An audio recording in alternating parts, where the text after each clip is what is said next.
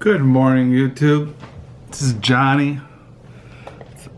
I thought I'm going to make a different video this morning. I was down in the lower level the other day. I was looking for something, can't remember what it was, some book, but I came across different things. I came across this photo album. See this big photo album? This contains photos of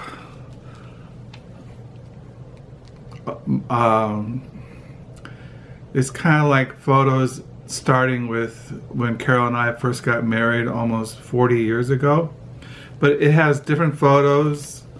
Like it opens up, the first thing is a photo that I have when I was a boy in February of 1960. I have that little photo. It says Johnny, age 7.5. I was 7.5 there. And then there's a photo of me when I was a boy, a little boy. Says, I don't know what, I must have been like 2 or 3 years old there. And then there's a photo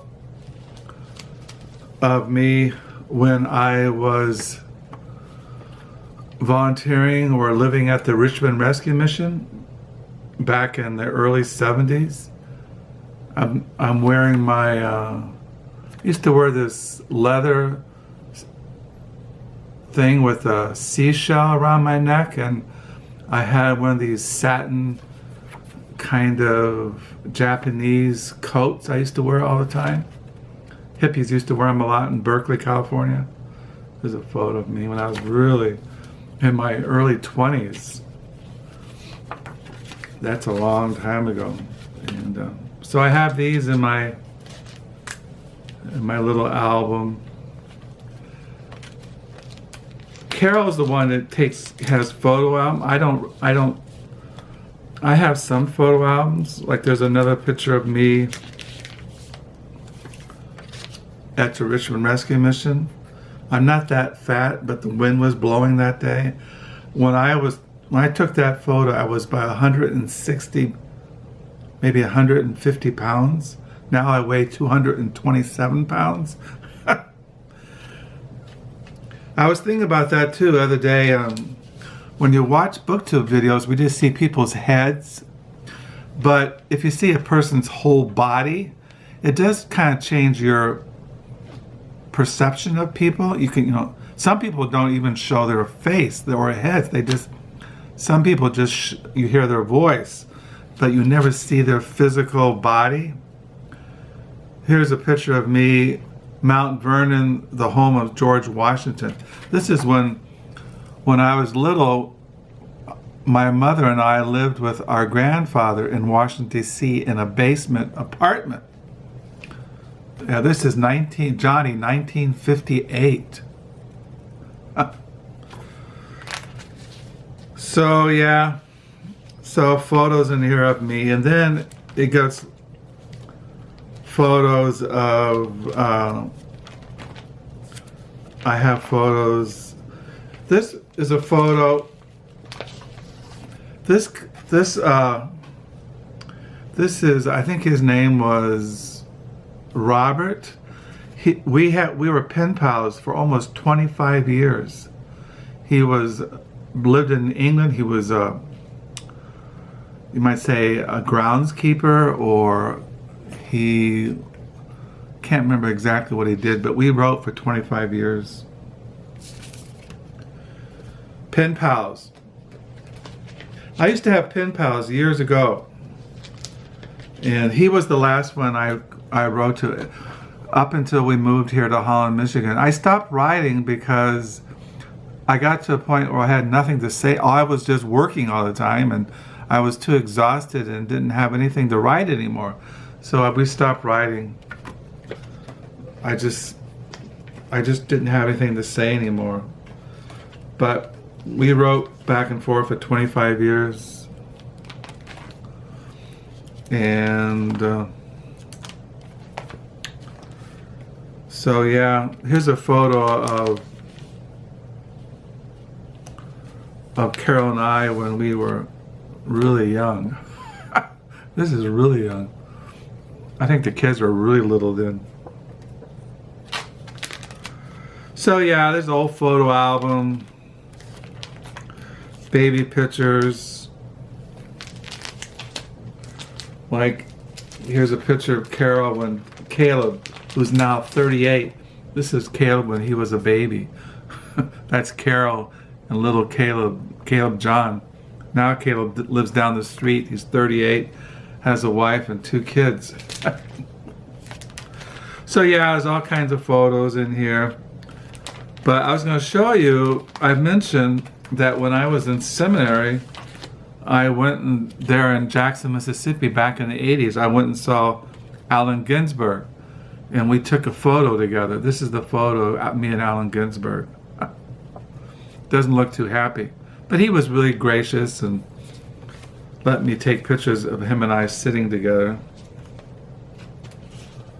So yeah, here's Allen Ginsberg on stage reciting poems. Someone mentioned Walt Whitman, The Leaves of Grass, and he said in this reading that he always carried around with him Walt Whitman's Leaves of Grass.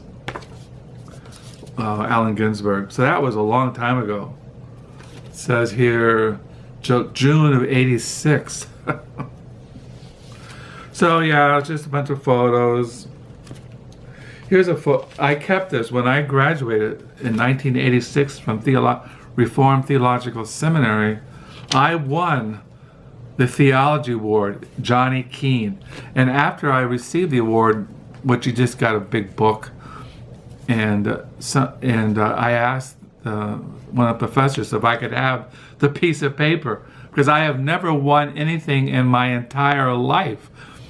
And so 1986 awards, Theology Award, Johnny Keene, and then Bill Gleason won the New Testament Award, Greek New Testament Award. Bill Gleason was an ex-military kind of guy. He was like in his 30s, had a family, and he was really into Greek and Hebrew. I was into theology. So yeah, the years go by. Kids were all going through school. Here's when I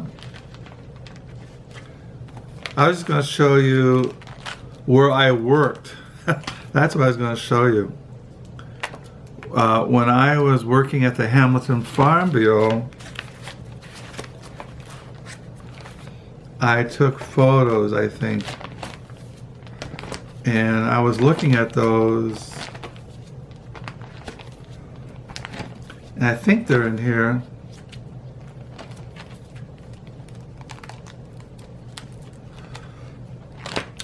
So yeah.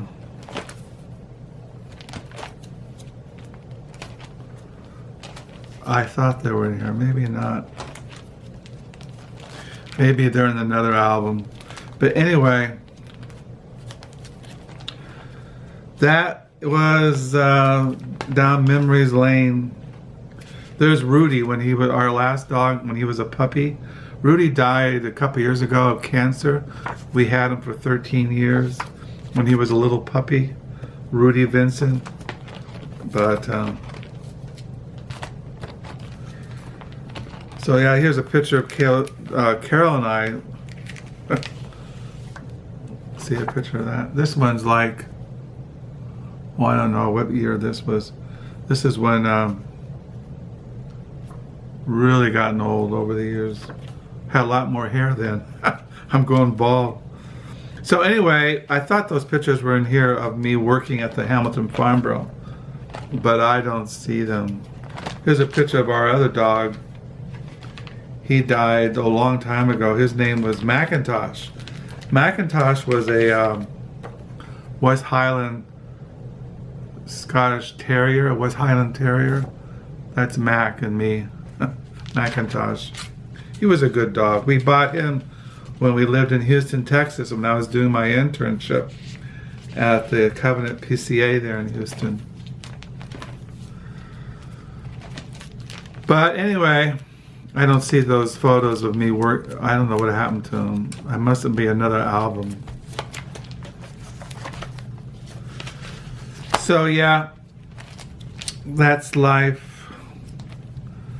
Existence goes by, you grow old. Yeah, here's another picture of Macintosh. So that's Macintosh, Rudy, our dogs. We don't have any dogs now. I find dogs just too much work, and I don't want to take care of a dog in my old age. So no dog, and Carol's allergic to cats. So yeah, I also found, I mentioned in my videos that I wrote down all my memories up until the birth of our first child, Caleb. And this is it, the memoir of a Puritan bum. So I wrote down everything I could remember. And it's amazing that you don't really remember much. At least I don't. There's a picture of me when I was 16 or 16 years old. And this is my 1981 driver's license. This is an old girlfriend, Tyke. So yeah, Tyke was a lot older than me. I think she was at least 25 years older than me. I was in my early 20s. She was at least in her late 40s, maybe early 50s. And then I wrote this. This is reflections on 20 years of being a Christian. I started this in May of 1990. And I stopped writing it because I got to a point where I had to write down how I came into systematic theology, Reformed theology, and I would have to go through every loci of systematics. And I thought, oh, that's too exhausting. I could not do that. So I only wrote up until when I became a Calvinist around 1975. Also, I have this. This is the Doom book. When I was really young, I always thought I'd live in one of those domes. You see those out in Berkeley, and out in Northern California. People would live in these domes. And I thought someday I would live up in Northern California, out in the woods in a dome on a big piece of land with a bunch of hippies. So this is the Dome book, which I think it's I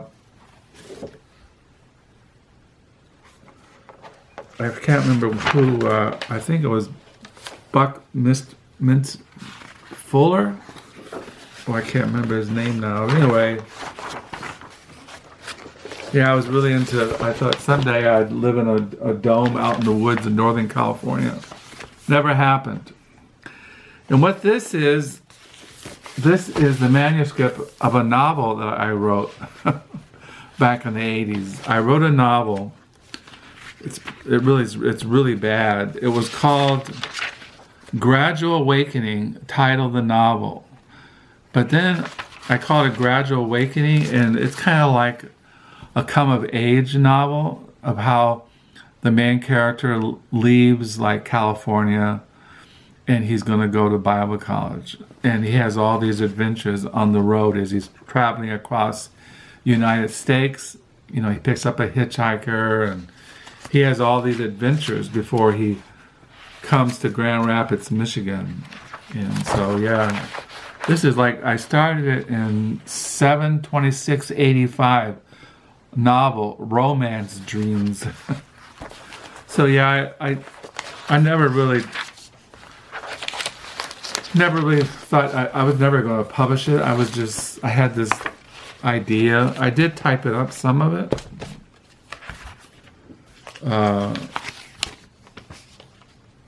Well, here's a paper I wrote in Bible college on Herzog by Saul Billows, a critical analysis. I wrote this for a class, and I think I got a good grade on it. I think I got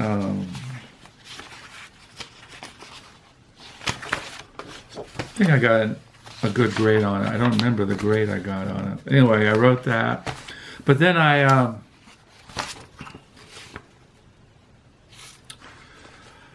started typing it back in 7/26/85, The Gradual Awakening, the title of a novel. I typed up a lot of it.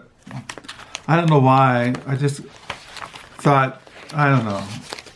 But the more I typed it, the more I saw, I was never going to publish it. But, so I did write a novel. It was not really huge, maybe 150 pages at the most. So these are the things that, that I found yesterday or the other day that I was down the lower level. Kind of like a little snapshot of my life. I used to keep, I collect things like, there's in here, this is our son has been working on our ancestors. I told you about finding about our DNA and finding out that my father and his family came from down in Virginia in the Appalachian Mountains. My ancestors were coal miners and loggers, and they lived in the hollow. Here's my birth certificate. And so there's all kinds of photos in here. Really old photos. I got photos of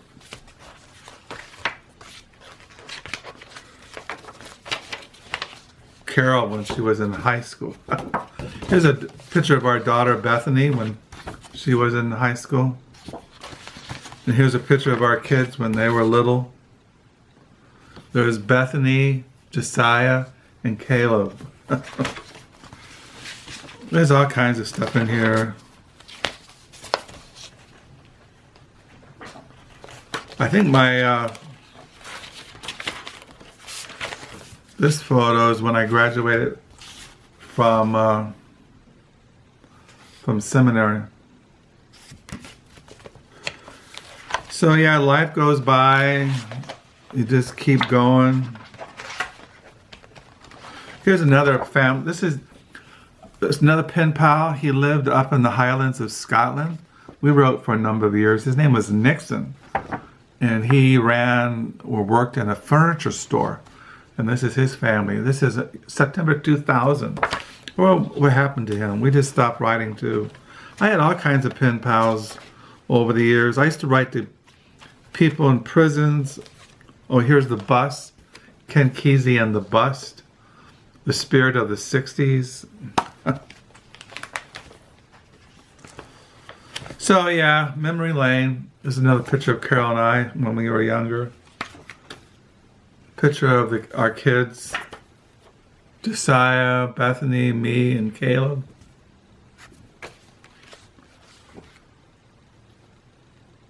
Anyway, enough of that. I just thought I'd show you this stuff because I was down there looking at stuff. So this morning I'm writing in my diary. I'm on page 256. I don't know what I'm going to do today. Today is a Wednesday. It is the first day of spring, March the 20th, 2019. Drinking coffee, waiting out the day, feeling kind of freaked because I found out it's supposed to snow in the morning and I have to drive to Grand Rapids in snow. And I'm already sick to my stomach thinking about it. But I told Carol yesterday, rain or snow, I'm going to drive to GR and I'm just going to face the angel of death. And if I have to die on an icy freeway on the side of the road in a wreck, well, that was God's plan for my life. So anyway, I just thought I'd show you this stuff. I've been reading Nicotine by Nell Zink. I've been reading The Merry Men by Carolyn Chute, and watching the birds, writing in my diary, listening to music, wandering around the house, waiting for Carol to come home, get back to some kind of normal life. Yeah, I had these dreams. Even when I was working at the Farm Bureau, when we moved up here to Holland, Michigan, and I started working at the Hamilton Farm Bureau in the egg division, I had when I would work hauling eggs off farm trucks, I said, I'm going to save my money up and I'm going to buy a truck, and I'm going to build on the back of the truck a little log cabin, a little thing like you see back in Berkeley. These hippies would live in their little houses on the back of pickups, and I would just, live like a gypsy, a wandering pilgrim. I had all these kind of crazy dreams, and I had this dream of someday living up in Northern California in a dome. But it never happened. Now I live in Holland, Michigan. I live in a nice middle-class neighborhood. We have a nice house, and it's a good place to wait out on the death flow in the wasteland, the last days of the American Empire, waiting for the second coming of Christ, waiting for the final collapse of the American economy, waiting for the American Civil War, waiting for the white supremacists to take over the White House, well, they already have with Trump. So yeah, life is great. So I will sign off. I'm just rambling. I just want to show you different stuff. Go back in my life. Look at over the years. Here's another picture. I'll close with this picture. This is a picture of Carol and I when we were really young. Look at that. I don't have a beard in that photo. Look at that. I don't have a beard in there. Carol used to have really long hair when we got married. She had this long black hair. And then she said, one time she's asked me, we were living in Houston, it was really hot in Houston. She said, can I cut this hair off? And I said, okay. So anyway, I'll sign off. Hope you're having a good week. Thank you for the new subscribers. Hope you're all doing well. And until next time, bye.